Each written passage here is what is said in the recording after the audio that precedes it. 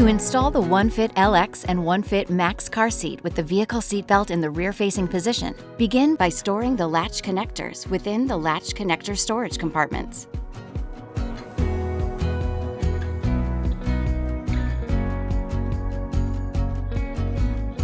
Place the OneFit on your vehicle seat in the rear-facing position.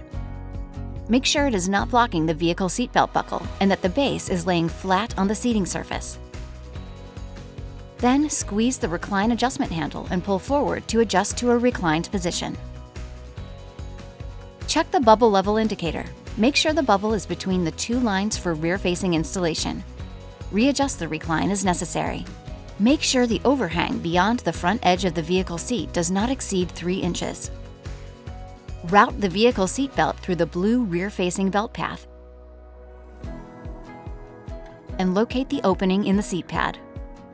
Guide the vehicle lap shoulder belt under the seat pad to route past the crotch strap.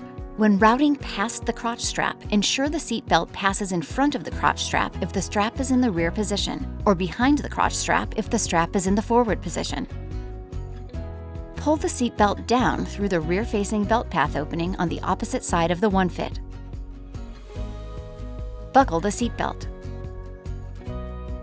Push down on the OneFit and pull up on the shoulder belt in a vertical direction to tighten the lap belt. While still pulling, slide the shoulder belt into the lock-off.